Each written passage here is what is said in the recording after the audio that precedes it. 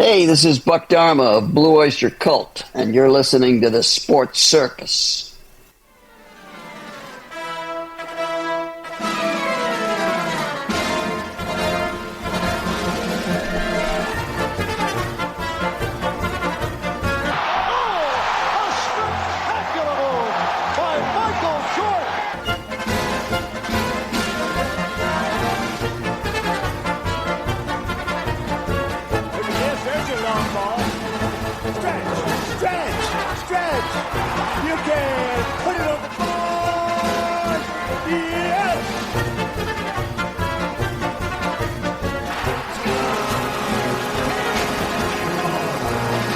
Welcome to the Sports Circus. I'm your ringmaster, Sal, live from Las Vegas on the AMP TV studio, AAMP Television. Today's show is brought to you by UppercutChops.com. Check out their tasty selection of all-natural, dry-aged USDA prime Wagyu steaks and chops. Wait till you taste their best-in-class New York steaks, the filet mignon, and of course the king of all those cowboy cut and tomahawk cut ribeyes. Best I've ever had. Probably be the best you ever have as well. Check them out at UppercutChops.com. That's UppercutChops.com. Or give them a call, find out what's for dinner, or for what's for Christmas. Try this one, folks. 714-948-0100, 714-948-0100, 714-948-0100 for UppercutChops.com. Yes! Hey, listen, folks, this is live. Anything can happen. All right, a big welcome in everybody listening in on our CBS, NBC, and Fox Sports affiliates and independents from coast to coast. Everybody watching on Cox, Comcast, Spectrum, Frontier, Spectrum, Oceanic, Time Warner, Wow Cable TV. Thanks for joining us. Also, a big welcome into everybody on hotel television, too, in over 500,000 rooms from coast to coast. Plus, our friends on Chicago Food Favorites. Thanks for joining us on Facebook, the only Facebook group that I know of that is promoted on a nationally syndicated radio and television show. How do you like them apples? All right. And how about this for everybody in Chicagoland? Speaking of which, how about finally, the Bears finally make a move and get rid of Matt Eberflus. Yes! That deserves a super applause. This guy. Coaching blunder after coaching blunder after coaching blunder. And finally, management has had enough. Ownership has had enough. Actually, I think the fans are a little bit tired of the ownership as well. But nonetheless, finally, the Bears are moving on after wasting a lot of money and time with Matt Eberflus after a horrendous last-second loss to the Lions. And frankly, that's what the article reads that way. But guess what, folks? It is more than just a horrendous loss. No. I mean, look, before the season, the Bears never fired a coach during the season. Of course, a fact they're very proud of. With all those losing seasons, you kind of wonder why. Maybe it took so long. Who knows? Anyway, but they've never experienced some of the late game coaching fiascos and shenanigans that they've had this season, especially with what happened on Thanksgiving Day with everyone around the world watching. And so good old Matt Eberflus will take a final timeout. That's right, from the Detroit Lions loss into his next job. A final minute debacle in which the Bears let about 25 seconds run off the clock. Instead of calling a timeout in a 23-20 loss, the Bears were driving downfield to take the game away from the Lions. And they always say, I wonder what happened. You know what? To me, it looked like the fix was in, but it looked like the fix was in with the coaching. And that's the disgusting thing about it. I talk about game fixing and whatnot all the time. People say, oh, no, the games are honest. Apparently, a lot of the people that are talking to me about this, they haven't had a look at the charter for the National Football League. What is it, folks? Oh, that's right. It's an entertainment company. That's right. An entertainment company that usually says, show me the money! And I'll show you some entertainment. Well, guess what? We're seeing, in my opinion, referees, coaches, players. We're seeing these games compromised in plain sight. And do you think maybe the betting world has had enough with the Bears? Look, the Bears should have won the last 3 games. plain and simple. But they didn't because of one thing or another. Sure, you can blame the manager, you can blame the general manager, you can blame the head coach, you can blame this one, that one, the other one. I think money had a lot to do with it, but I think with the cheating in plain sight, enough is enough is enough. And here is a nice handy-dandy little quote, and that, of course, being from Ryan Poles in a statement. He says, quote, "This morning, after meeting with Chairman George McCaskey and President and CEO Kevin Warren, we informed Matt of our decision to move in a different direction with the leadership of our football team and head coaching position. I thank Matt for his hard work, professionalism, and dedication to our organization. We extend our gratitude for his commitment to the Chicago Bears and wish him and his family the best moving forward. I support Ryan and the decision that was made. We understand how imperative the head coaching role is for building and maintaining." That's right. So you got to realize, folks, this is an ongoing issue. It is such a horrific situation with the Chicago Bears that they just simply do what? All they want to do is they want to have some consistency in the organization. And that's really what it comes down to.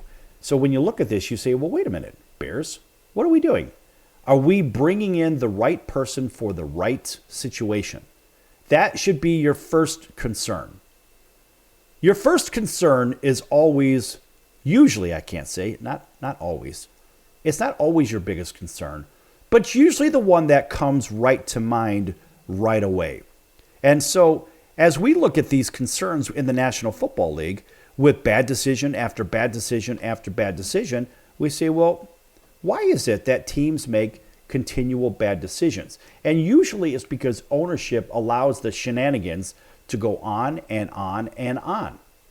And so our concern overall, that concern is, what do we do when the same organization makes the same mistake over and over and over? And this is what happens in the National Football League, folks. This is what happens. Teams make mistakes over and over. It's kind of like when somebody goes and they go to the grocery store. Let's try this particular food item. We're going to try the food item, and guess what happens? We buy the same thing. Oh, yeah, it was just okay. Well, you know what? Okay is not going to do it, especially in the National Football League. So, at some point, you get tired of eating the same thing over and over. Maybe we're going to try something different. Maybe we're going to go from USDA Choice, and we're going to go to USDA Prime. Never mind Choice Select. And that's really what this is about. So the Bears have had enough of this. And I apologize for everybody tuning in on Chicago Food Favorites, where we got disconnected for just a moment because our connection wasn't great, but we're back in business here. Nonetheless, with all the quotes and all the lip service and this, that, and the other, it's about bleeping time. Something happens in Chicago with a sense of urgency. So, of course, the Bears had some losses that were punctuated by weird coaching decisions, including the Lions' loss and a Hail Mary to the Washington Commanders. Who could forget that one? First overall pick, Caleb Williams, which we're going to get to Caleb in the next segment, struggled most of his rookie season before offensive coordinator Shane Waldron was fired, and the Bears were quickly out of the playoff contention picture.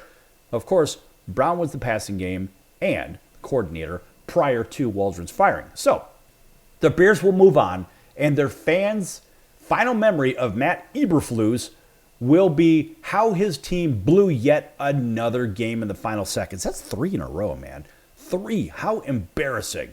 And of course, he had a rough tenure, and we'll go ahead and finish this up just because we can. So Matt Eberflus' first season ended in an abysmal 3-14 records, but somehow he kept his job. The following season started just as bad at 2-7, but he rallied to win 5 of their last 8 games, which saved his job. Of course, it was a fun stretch to watch, but ultimately the team was awful.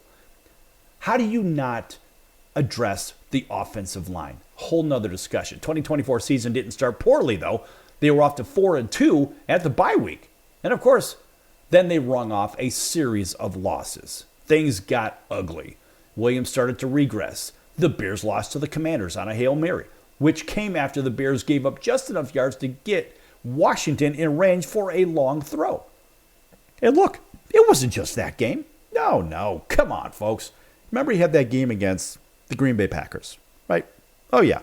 An awful situation. Bears should have won the game. Had a game against who? The Minnesota Vikings. The game got away from them. Had just this game against the Detroit Lions on Thanksgiving. It got away from them as well. And all it is the same thing. Garbage in, garbage out. Now, who will coach the Bears? And the Bears situation isn't a bad one. Of course, they've got all kinds of good talent here. They don't have an offensive line, but they've got other pieces.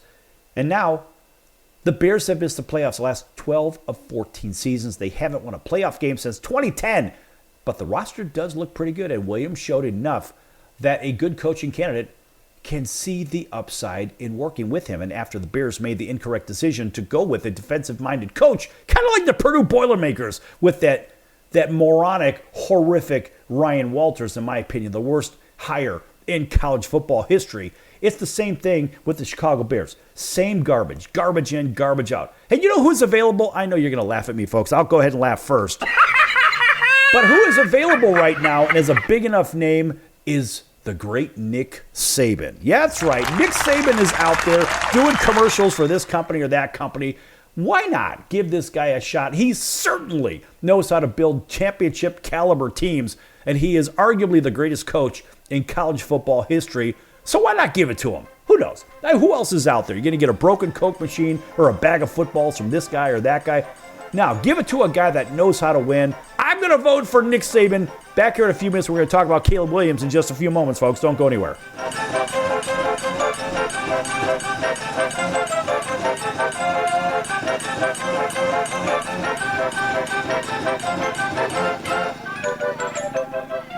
Attention business owners, you and your customers are listening to this right now. Face it, every business needs customers, even yours. The Sports Circus is a primetime nationally syndicated program that's carried on ABC, NBC, CNBC, and Westwood One News affiliates, plus CBS, Fox, and NBC sports affiliates across North America, with coverage from Hawaii to New York. Also, the Sports Circus is available to the 180 million subscribers on iHeartRadio, and the Sports Circus gets about 4 million website visitors per month, which could click through your website and bring sales. The Sports Circus provides great content featuring celebrity guests from sports and entertainment to our audience every weekday, which your company could greatly benefit from by increasing your visibility, foot traffic, eyeballs to your website, and calls from potential customers. Call us right now at 714-948-0100. Again, 714-948-0100. Or email us at info@thesportcircus.com. That's info@thesportcircus.com. Drive your sales today by advertising with the Sports Circus. Could you use a little extra money right now? If you'd like to borrow up to $100,000 and get pre-approved in minutes, call the number we'll give you at the end of this commercial. Our lending partners have already loaned millions of dollars to individuals just like you, and we're ready to lend you up to $100,000 if you qualify. Even if your credit is not perfect, you could use the money to pay off high-interest credit cards, for home renovations, or consolidate existing debt. You can get flexible, easy-to-pay terms. The consultation to find out if you qualify is free. To find out if you qualify for our special financing program, call this toll-free number 24 hours a day. 800-335-1376. 800-335-1376. 800-335-1376. That's 800-335-1376. Important terms and conditions apply. Not all applicants will qualify. Loan amount, annual percentage rate, and term will vary depending on creditworthiness. Applying does not guarantee approval. Account approval is subject to verification and confirmation of your credit history and acceptance by a lender. If you choose to apply for a loan through us, a consumer report will be obtained to evaluate your creditworthiness in connection with your application for credit. That's the sound of sizzling, dry-aged USDA Prime Wagyu and Angus steaks from UppercutChops.com. Their best-in-class filet mignons, New York steaks, and the king of all steaks, the tomahawk and cowboy cut ribeyes are the best in the business. Even their Prime Wagyu burgers will likely be the best you've ever had. Browse the full selection of steaks and chops at UppercutChops.com from the comfort of your home or on your mobile device. UppercutChops.com delivers all-natural, dry-aged USDA Prime Wagyu and Angus steaks and chops directly to your door, without the hassle of going to the grocery store and fight crowds to pick from a small selection of average at best meats with injected steroids, fillers, and coloring added to look good. Find out what's for dinner at UppercutChops.com or call 714-948-0100. 714-948-0100. Again, 714-948-0100. or make your selection directly at UppercutChops.com.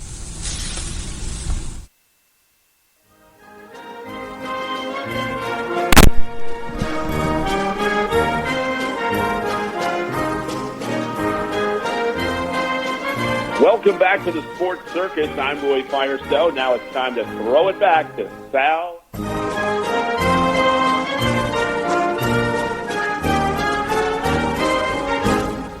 Thank you, Roy, and welcome back to the Sports Circus. I'm your ringmaster, Sal, live from Las Vegas in the AMP TV studio, AAMP Television. This segment brought to you in part by our friends over at the College of Southern Nevada Athletics. That's CSNCoyotes.com for upcoming games and events. That's the College of Southern Nevada Athletics, CSNCoyotes.com. Of course, a nice round of applause for them. They've been with us since, I don't know, almost 8 years now. Our 8-year anniversary is next week. We've done, I don't know, about 2,100 shows of the Sports Circus. And 8 years of this, and I started out with a show called The Franchise on ESPN. And as a matter of fact, that show on The Franchise lasted for quite a while. And we did post-game Angels, post-game Ducks in sunny Southern California. In fact, it was actually dark and night lit because we did the post-game shows. So it was usually about a 10 p.m. show on ESPN that got out to, I don't know, millions, maybe 12, 14 million people. We had a 10% market share. And what was interesting, I'm just digressing here because I can. So I was brought into this situation by an old quarterback for the LA Rams and the San Diego Superchargers and the New Orleans Saints. And that was the great Jim Everett. Jim's a very good friend of mine. Jim asked me if I would get involved in a company with him. And I said, well, what the heck is it? And it was a sports software program. Of course, I asked him who the lead investor was. And he said, I am. I said, okay, fine. What do you need? He goes, well, I need a executive, blah, blah, blah, whatever. Invited me to meet the guys, John, Rich, and Bob, that ran the show called The Franchise. And they broadcasted out of the ESPN studios in Anaheim, at Anaheim Stadium. It's Artie Moreno's stadium, the home of the Angels. And so that first day, they introduced me to Jim introduced me to his coach, the great John Robinson. And John, rest his soul, he just passed away recently. And so I met John, and I met Tom Flores as well. Tom Flores, the great Tom Flores. John always gets a round of applause from us. And it happened that they invited me up to the studio, and they said, well, we're going to record a segment with John Robinson. And so that's why they wanted Jim there and so forth, because that's his old quarterback. Anyway, so they did that, which was kind of fun. And I sat in there, and then they invited me back for the airing of the recording for that night's show. And so I went back to that, and right when I walked in the door, hey, how you doing, that kind of thing, whatever, they started pouring me shots. And then it got crazy. They put a mic in front of me, and the chaos happened. So now there was Rich, John, Bob, and myself, and I'm just talking about the software. It was a really cool sports software. And the software went on to do big things. But the crazy part about it is they said, hey, why don't you come back again tomorrow? We had a lot of fun. And I said, okay, I'm still in town. Drive down from Las Vegas to sunny Southern California. And they put a mic in front of me, and the chaos ensued. And so they said after that one, why don't you come back again tomorrow? I said, no, I can't do it, but you guys will have a good time. I said, no. They said, why don't you just call in, and we'll have Daniel, our producer, put you through, call in, and you could participate with us just like you did previously. And so after about a week of this, Rich says, his name is Sal. He's from Chicago. He's Sicilian. He lives in Vegas. He's got to be a bookie. So they started calling me Sal the Bookmaker on the show, and I started doing a regular Vegas segment because I live in Vegas. But I was on the air every night for, I don't know, a year and a half with these guys, whatnot. And after a while, I said, hey, Rich, because it was really Rich was the driver of the show. And he said, why don't you consider doing your own gig? I said, well, I'd like to make some money. He said, well, you're not going to make money with us, but you can go ahead and try it on your own. So after wildly calling this one and that one, not knowing anybody, this is how you do it, folks, not knowing anybody in the radio business. I had no idea what I was getting involved with. So I started wildly calling people, and then I finally met somebody who knew somebody who knew somebody, and then they sent me over to Fox 1340 right here in Las Vegas, which they gave me a really crappy time. I had to pay a bunch of money for it. It's called block programming. So I had to pay about $550 a week, believe it or not, for 6 a.m. slot on the local Fox station. So this is a true story, folks. And so after a few weeks, let's put it this way. The first show was a complete and utter disaster. And when I say disaster, it was a disaster. And so, whatever. They were yelling at me in the middle of the broadcast. So if you're fortunate enough to find my very first episode, you'll hear, what was this guy's name? His name, let's see, Machado. That was his last name. Anyway, Bobby Machado, a very good producer over at the local station here. And now Bobby had some big shows ahead of me and stuff. And in fact, he had the Colin Cowherd show. And so Colin started in the same exact studio with the same exact producer and everything else. And, well, you know where he is right now, right? He's gone on to be monstrous. And the same thing with John Tornauer, who was JT the Brick. He had John Tornauer as well. And so after all of that, I said, okay, fine. I'm not going to listen to you. I'm going to do what I do. And this is what I'm going to do. And he got really mad at me. He's like, it's your money. Blah, blah, blah. I'm just trying to help you. I get it. But I had a plan how I wanted to do it. I didn't want to do rapid fire like they do in Pardon the Interruption, which I really do like that show. But I didn't want to do rapid fire. And so I wanted to develop my own content, my own format, my own style, my own everything. So all you people that want to start your own show, believe me, this is exactly what happened. But I can actually help people, and I do help people put these shows on. If you're interested in finding out more, listen, email me. Or better yet, give me a call, 714-948-0100. For everybody watching right now on Facebook or television, I'm going to put my card right in front of you. There it is. That's my card. That's my number, my information right there. And it says The Sports Circus, my name, 714-948-0100. Of course, I got to stop moving this around. But anyway, it's for all those people that are interested in doing something. I'll just display it here so people can see it. And I'm blocking the CBS Sports logo. Sorry, CBS. It is what it is. Anyway, the point is, this bumpy road can partially be prevented. You're going to have to put the hard work in. But I can assure you now, the formula was very difficult. So after I did 6 weeks on Fox 1340, I said, guys, I'm not going to do this 6 a.m. thing anymore. No, you're going to have to move me. So they moved me. Under the same roof was ESPN and NBC and Fox and a whole bunch of other independents. So they moved me over to NBC 920 The Game. And they moved me to 8 a.m. And see, what I did, folks, is I did what any good executive does. I built a good team around me. But what I'm trying to tell you is putting your own program together is legit. But you've got to have the right people that will give you the right guidance. I didn't have anybody, so I had to go ahead and deal with this. But I figured out how to build a program, how to build syndication, how to increase distribution. Why am I saying this? Because a lot of you people that listen right now wonder, well, how the hell can I do this? Why can't I have my own program? You know what I mean? And so they ask me all the time. And I said, yeah, sure, you can do it. I can help you. And so if you want me to help you, I'll help you. But I figured out how to handle the most important parts about it, which was distribution and syndication.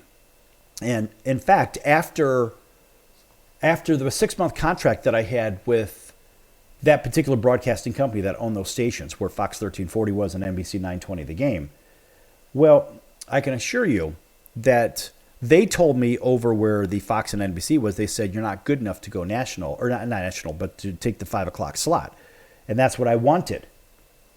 And so what I ended up doing was saying, okay, I'm going to move from NBC 920 The Game, which I moved over to SB Nation. They gave me the 5 p.m. slot Monday through Friday. But apparently the other guy said, you're not that good. Well, if I wasn't good enough, why the hell would they give me the 5 o'clock slot? After 1 month, SB Nation called me up and said, we want you on the national broadcast at 5 p.m.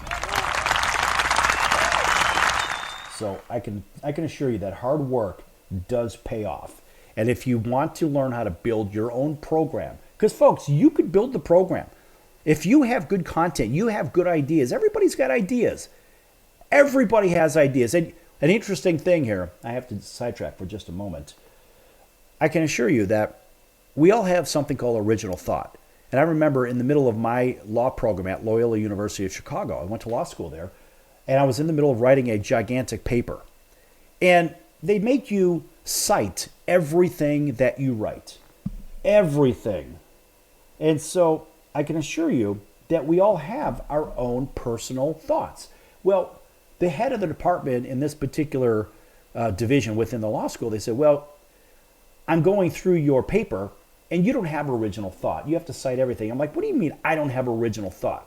I believe that I made a very good argument to them and I got around that whole thing about citing everything. Well, I'm telling you this because you, the listener and the viewer, you have original thought. If you have an idea for a program, you have an idea for content, I can help you get it out there. My contact information is available right there. Everybody can see it on the screen. 714-948-0100. If you want to learn how to put your own program together, learn how to distribute it, I can help because I am a living example of yes, it can happen for the everyday Joe or Josephine or Salvatore.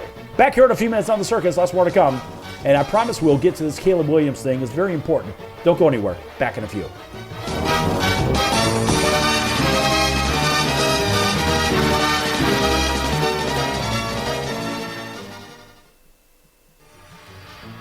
I'm your ringmaster Sal of the Sports Circus, a primetime nationally syndicated television, radio, sports, and entertainment show. The Sports Circus covers topics others are too scared to talk about. There's no other primetime show like it on here that'll punch you in the face and you'll beg for more. Join me, Hall of Famers, world champions, and all-star celebrity guests for chaos and controversy here on Libsyn and all podcast platforms, plus thesportscircus.com. Remember, folks, it's a circus and we prove it every day.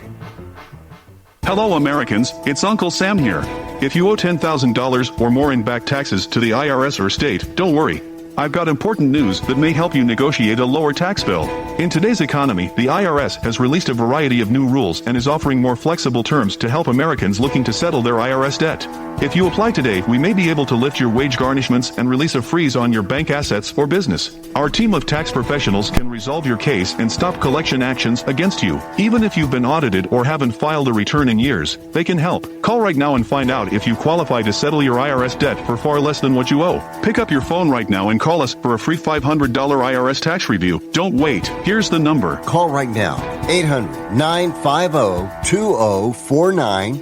800-950-2049. 800-950-2049. For the last time, that's 800-950-2049. Do a search on how to get out of credit card debt, and you'll find everything from crazy promises to ways you can try to do it yourself.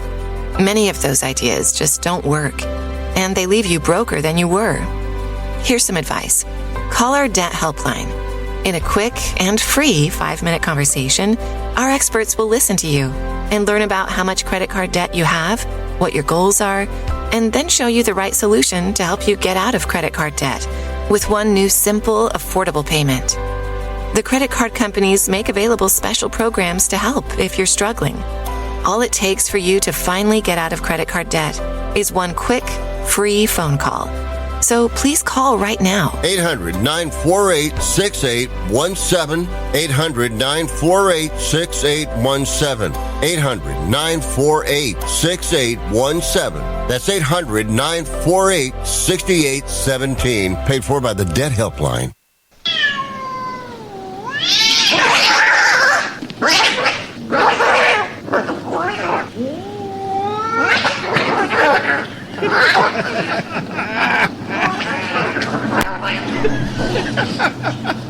That's ridiculous.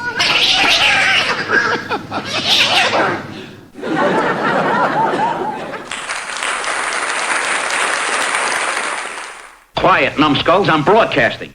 Hey everyone, Dave Jackson here, ESPN rules analyst on ESPN Hockey, and you're listening to the Sports Circus.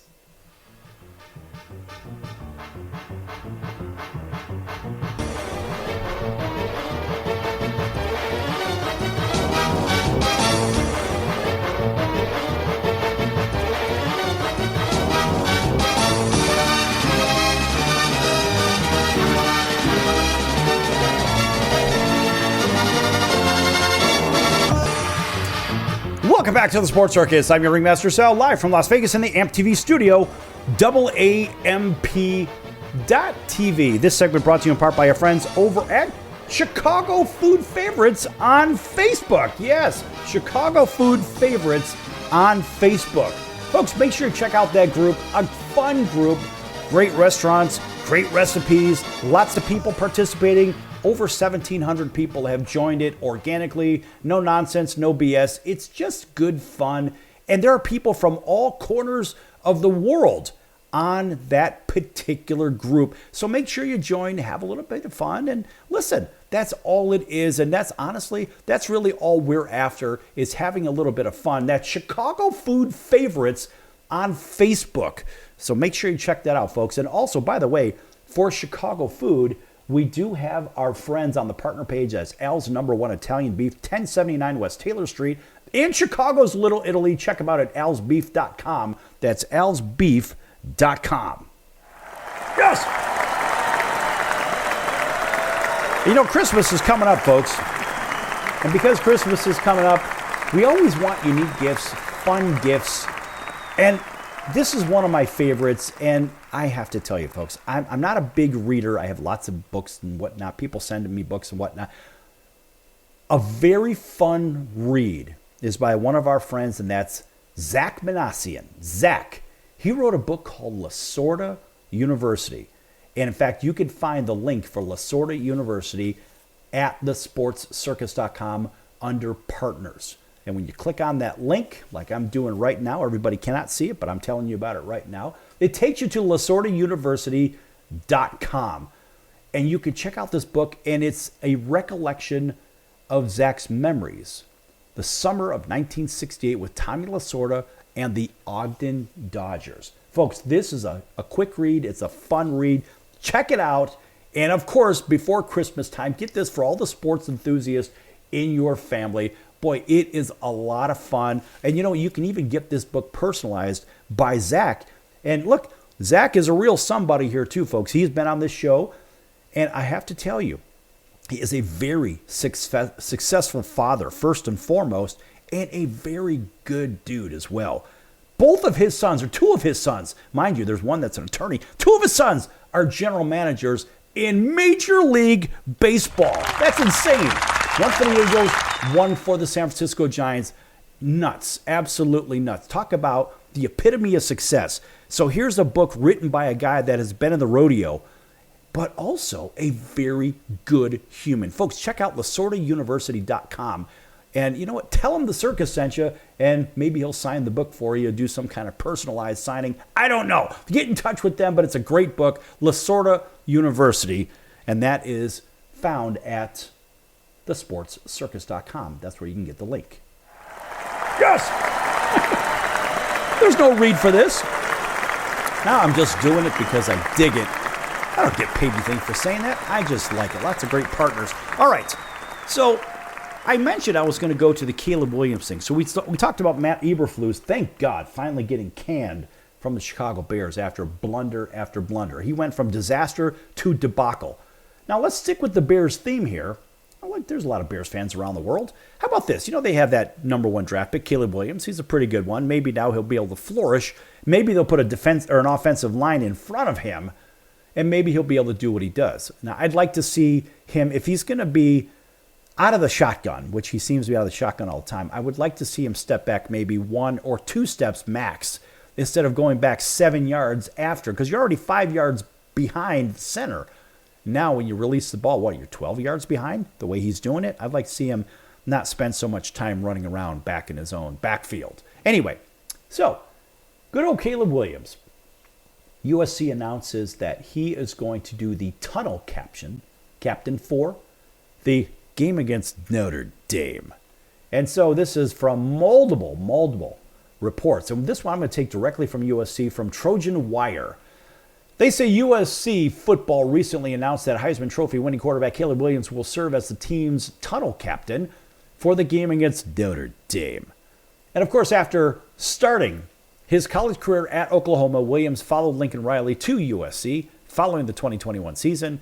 With the Trojans 2022, Williams passed for 4,537 yards, 42 touchdowns. He also rushed for 382 yards, 10 scores en route to becoming USC's 8th Heisman Trophy winner.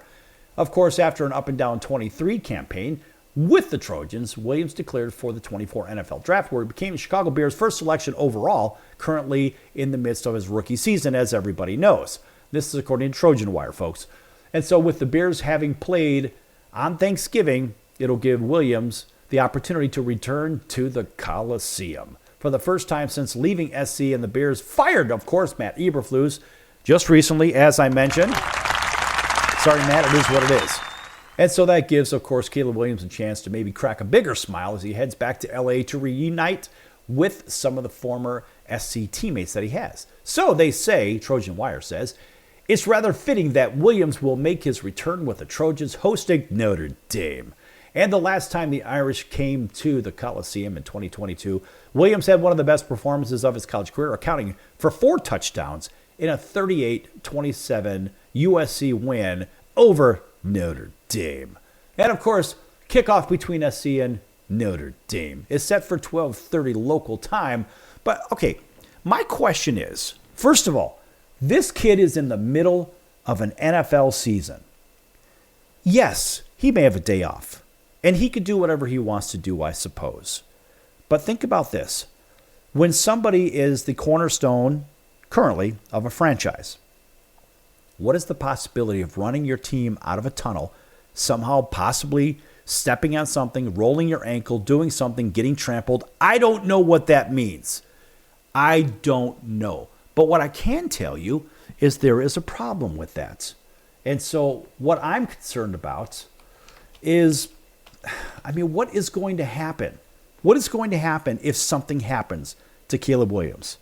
They say, well, the season is just about over and all that other stuff. Okay, that's fine. That's all fine and dandy. And we know that's all fine and dandy. But the one thing that we don't necessarily know is what would happen if, God forbid, something happens like this guy rolls his ankle. Maybe he tears his Achilles tendon, God forbid. Something terrible happens, which most of the time when those Achilles are torn, that is essentially the end of a career. So you ask yourself, what is the worst case scenario? That is the worst case scenario.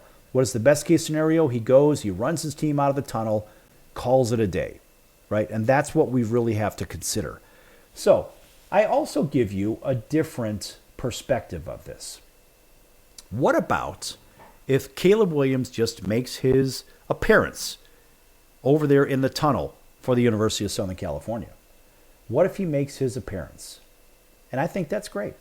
He makes his appearance. Everybody can see him. Maybe he's not running out of the tunnel, but maybe, just maybe, USC has somebody else in place that probably is a better fit for this act. And you say, well, wait a minute. Why would they do that? Why would they bring somebody else into the fold? I don't know. Well, honestly, I think that there are better choices. Much better choices. Why do we say that? How about this? How about USC Trojans legend, the great Anthony Davis? Yes! Now, of course, if you don't know,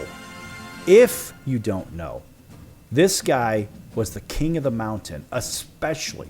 First of all, he is known as the Notre Dame Killer. Yes, it's rivalry week across college football, and of course, SC will play Notre Dame at the Coliseum. Now let's go back to the 1974 matchup between number 6 USC and number 5 Notre Dame. And of course, that was a battle that most people in the civilized world will not forget.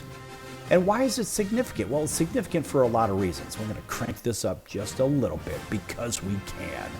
Because when you think about USC football, guys like Caleb Williams, they come from a very good situation. Well, when it comes to the 1974 game, think about this, folks. Running back Anthony Davis had said, quote, "We won the 72 year, we won the national title. The 73 year they won the national title. So the third year was up for grabs. And of course, the 74 game I knew was for all the marbles. And it was a national TV game. All eyes were on the USC Notre Dame game. Going into the game, I knew it was going to be a dogfight. There's the national championship implications. I knew it had to be the best game of my life, close quote. Trojans fell behind 24-0 in the front. And of course, that crowd of 83,552. However, quarterback Pat Hayden connected with Davis for a touchdown with 10 seconds remaining in the second quarter to make it 24-6 at half. And it was a situation where USC coach John McKay had been before against Notre Dame. And of course, we think back to what happened. Well, guess what happened? The mayhem happened. A quick 3-and-out gave USC the football back, and Hayden hit receiver John McKay for a 31-yard gain. And of course, Davis capped it off with a 24-19, and it was ultimately USC had scored 55 points in just under 17 minutes on the game clock against the number one alleged defense in the country. 2 touchdown passes from Hayden to McKay, 1 from Sheldon Diggs, and a pick 6 from safety Charles Phillips gave USC a 55-24 victory.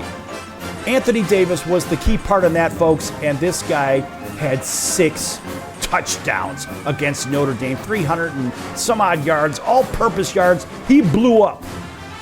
We're going to continue in just a moment on the circus here, folks. Exponential crisis All that right, our never top mind that economists are commercial. saying. We're going to play this one all the way through because we can. For everybody listening in, listen, you think of a guy like Anthony Davis.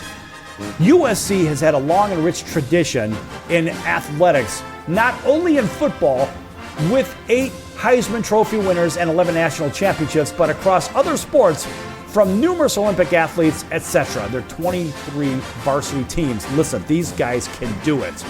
But when you think about a guy like Anthony Davis, you say, all right, what has he done? Davis was a consensus All-American in 1974, led the USC Trojans in rushing and scoring and kick return yardage for 3 consecutive seasons, especially he is remembered for scoring 11 touchdowns in 3 games against Notre Dame. That's right. All of those touchdowns, that's insane. This is the guy that absolutely blew up. This guy knows how to blow up everything against those guys, specifically being Notre Dame. And that is the best part about all this, folks. And because when we think of those guys having a losing season, it doesn't matter whether they're having a losing season, but it's kind of like with the Bears. And when the Bears win against Green Bay, everything else doesn't matter. The Bears can go 2-15 nowadays, and they can go 2-15, but it's a successful season if they did what? If they beat the Green Bay Packers. Well, listen, USC could be 0-for, but if they win against Notre Dame, that's where all the marbles lie. And guess what? Right now, we think about what's happening with this whole Notre Dame run for a national title right now. So they're trying everything they can to get themselves in the national picture. And I'm just rambling here, folks, but I got to tell you, I don't like those guys. I don't like them for a lot of reasons. I went to a rival undergrad. It is what it is.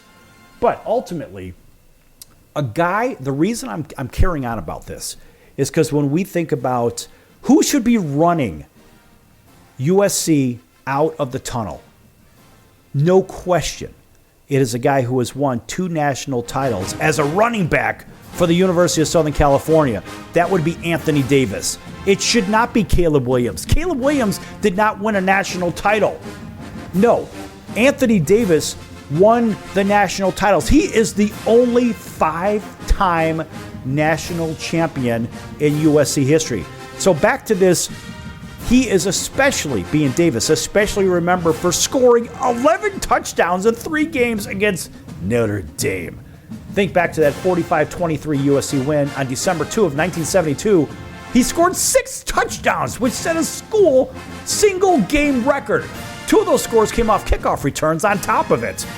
Now, the only guy I know, and we're going to make a quick comparison here. Welcome back to everybody, by the way, listening into the Sports Circus right now. So I'm rambling on about why USC should have Anthony Davis run them out of the tunnel for the football game against Notre Dame versus Caleb Williams, who is the Heisman Trophy winner, and yes, he's got some friends out there on this current team, but you got to think about the USC greats. So we're going over what, for everybody just joining us, we're going over what Anthony Davis had achieved in his career. The only guy I know from an all-purpose yard situation who actually was the king of all-purpose yards is the great Brian Mitchell. And Brian, for some reason, is not in the Pro Football Hall of Fame. The only guy ahead of him in more yards, total yards, is the great Jerry Rice. Imagine that one. So when we think of all of these players doing great things, we ask ourselves, how come some of the greats are not remembered? I mean, think back to this whole all-purpose yards thing. And that's receiving yards, that's rushing yards, that's kickoff returns, that's punt returns.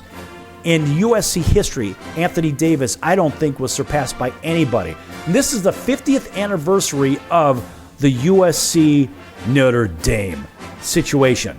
And so why wouldn't you? The celebration of the greatest game ever for USC, arguably the greatest game in college football.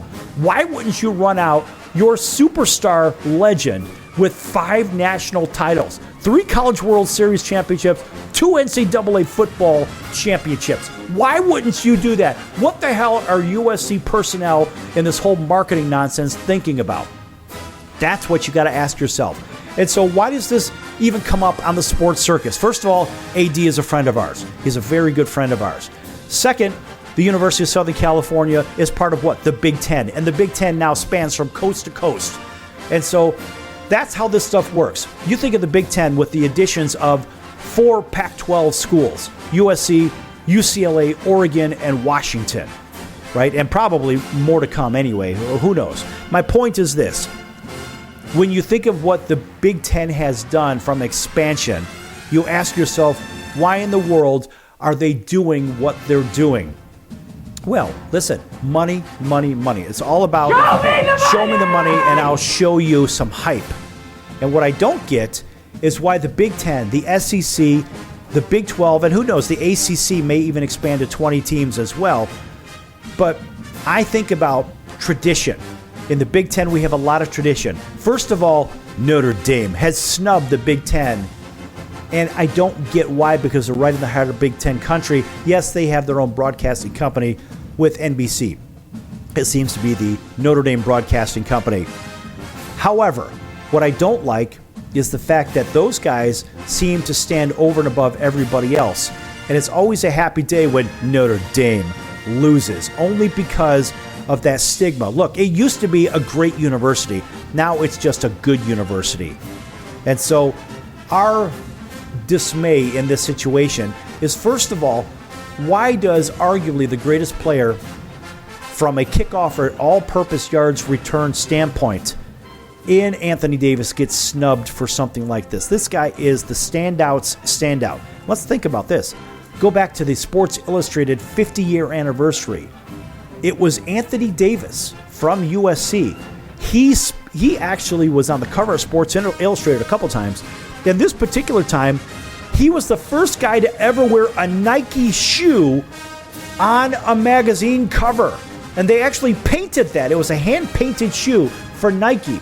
Somehow Nike they snubbed him. Somehow Sports Illustrated snubbed him, and they put somebody else in there to be nameless as the 50-year anniversary all-purpose athlete. Why does this guy keep getting snubbed? Why is it? It makes no sense whatsoever. And we're on a tirade about this because it makes no sense whatsoever. And folks, I could talk about this because the Sports Circus is my production. But I will tell you that this production has heart, and we like people to get fairness. We like the greats to get the great recognition as they should. Caleb Williams is a good quarterback, but he's not great. He won the Heisman Trophy. Anthony Davis actually had the Heisman stolen from him. And here's the funny thing about that. It's not really funny, but it was Ohio State running back Archie Griffin that ended up getting a Heisman Trophy over Anthony Davis only because the Heisman voting committee did not do what? They did not take Anthony Davis's final game against Notre Dame. And they didn't take his stats into account, but his stats were significantly greater than Archie Griffins, and Archie even knows it too. They even changed the Heisman voting because of Anthony Davis. If you don't know, you better ask somebody or you better read, because that's who we're talking about, folks. And it's a shame that USC has gone this direction and gotten away from greatness to go to good. So, all that said, we're going to wrap up that USC Anthony Davis, Caleb Williams segment. We really like Caleb Williams, but he did not earn, in my opinion, that run out from the tunnel. And that being said, we go right into the odds for the college football game. Some of you guys are going to get this, and some of you ladies are going to get this maybe after, depending on when the stations air this program. You're going to get this after the games have played. So we're going ahead and we're throwing it out there just because we can. And when we look at the odds to some of these games, we scratch our head and say, wait a minute. Now, we know that some of these games are going to be a little lopsided. Let's start right off with that USC hosting Notre Dame. The line opened up, the Vegas line opened up at Notre Dame, -3.5. And the current odds as it stands right now are 7.5 in most of the places except for one of those online venues. So whether it's BetMGM, Caesars Palace, Bally's, they all have it at 7.5. And I happen to think that USC is going to cover the 7.5. It'll probably be a 7-point game with a late score in the game. It was a 14-point game to bring it down to 7, and USC will probably cover by the hook. Going back to these other games that are probably either going on, they've gone on, I'm going to go over them because I can, and that's what we do on the circus here.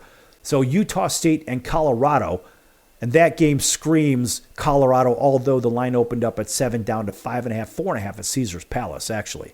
Liberty is significantly better than Sam Houston State. Liberty is a very good squad. Line's 2.5. That one's Liberty all day and twice on Saturday. If you're following this, you know what I mean. Texas State and South Alabama. Texas State clearly the better squad, but they're playing at South Alabama. You may want to take those 2.5 points because that is technically a very important game between those two squads.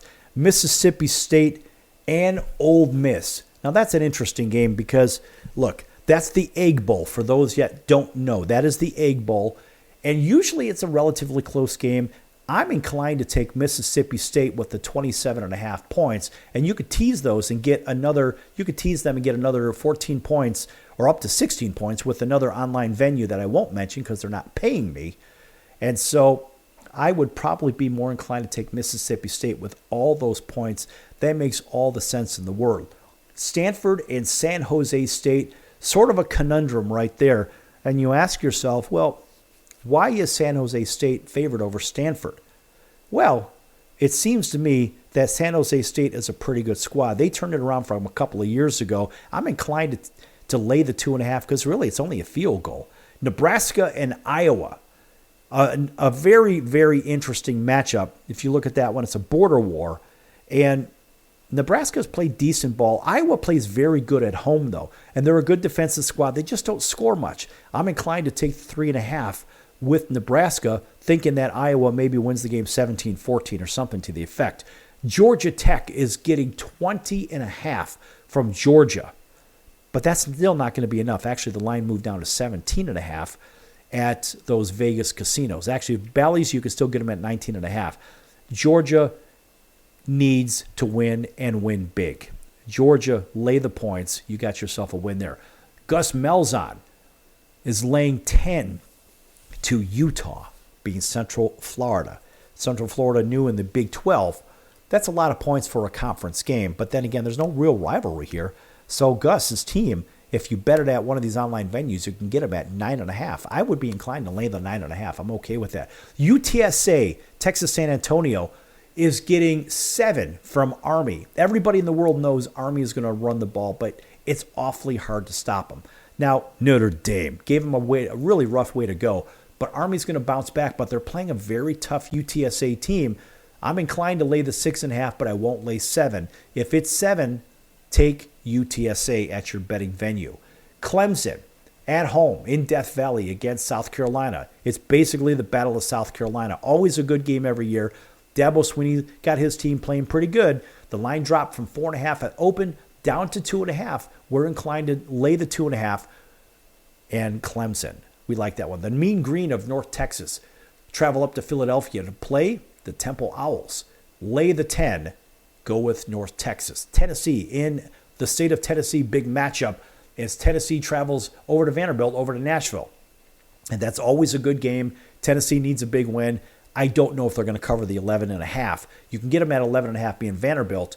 Over at Bally's, I'm inclined to take the 11.5. UConn and UMass, that's the nobody cares game, but UConn is clearly 10 points better than UMass. Duke travels to Wake Forest. Duke, lay the 3, got yourself a win there. Michigan is playing Ohio State.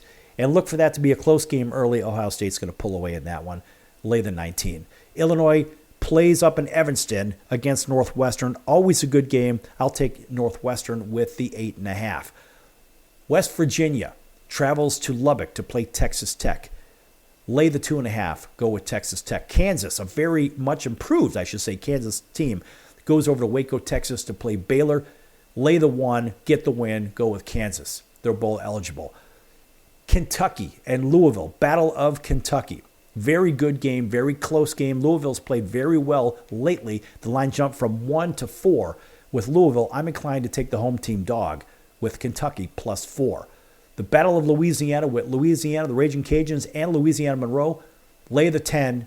Go with Louisiana Raging Cajuns. Eastern Michigan, Western Michigan. That one's Western all day, twice on Sunday. Coastal Carolina, the Chanticleers against Georgia State. Georgia State, I don't even want to bet that one. I won't bet the one, but if I had to bet it, I would take Coastal Carolina for the upset, a mild upset, only a 1 point. Actually, they're plus 1 point at Caesars, but they're minus 1.5 at another venue. I'm inclined to take Coastal. Middle Tennessee and Florida International, the nobody cares game, Florida International. Rice is a 6-point dog at home from South Florida. Take Rice. Southern Miss, a really bad Southern Miss team. The men of Troy all over them, all over the place. Boston College, take the 4 with Pittsburgh at Boston College. Old Domino, but you can call them Old Dominion, playing a very good Arkansas State. Old Dominion, a road favorite for the first time in a long time. I'll take Arkansas State at home. NC State and Carolina, Mac Brown's final game. Go with Carolina. Central Michigan, Northern Illinois all day. Miami Hurricanes, lay the 10 at Syracuse. UAB and Charlotte, the nobody cares game, but that's going to be Charlotte at home. Lay the 2.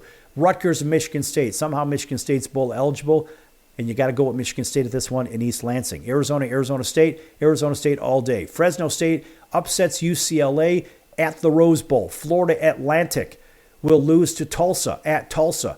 Cal and SMU. SMU, a very good squad. Go with them. Lay the 13. Arkansas playing a very good defense in Missouri. I'll take the 3 with Arkansas. 3.5 at Bally's, by the way. Alabama and Auburn in the Iron Bowl. That one, unfortunately, likely will be Alabama. Sorry, Auburn. You're going to have to do better. You got to show more. Penn State big over Maryland. Lay the 24. USC, I'm taking plus 7.5 over Notre Dame. Jacksonville State and the Hilltoppers of Western Kentucky. We're going to go with the Hilltoppers here for an upset. New Mexico State, easy win over UTEP. Louisiana Tech all day over Kennesaw State. TCU in a tough game against Cincinnati at Cincinnati. We're going to go ahead and lay the 3. App State, Georgia Southern. We're going to take the 2.5. Go with App State. Washington State big over Wyoming. Lay the 17. Florida all day over Florida State, but Florida State with the points. I'll take the 16.5 with Florida State and Tallahassee. LSU look to destroy. I think they're going to destroy Oklahoma. Lay the 6. Purdue and Indiana should be a closer game than 29.5. We're going to take Purdue plus the 29. As we move on, we're going to go with Texas. We're going to lay the 5.5 against Texas A&M. Yes. And we're going to go with Kansas State plus 2.5. Washington, we're going to take the 18.5. Virginia, we're going to take the 7. The Thundering Herd of Marshall will lose to James Madison. UNLV will beat Nevada. And on we go. Hawaii with the win. And guess what, folks? That's going to do it for the circus today. I'm your ringmaster, Sal. We'll see you in about 23 hours right here on your favorite station. Until then, so long, everyone.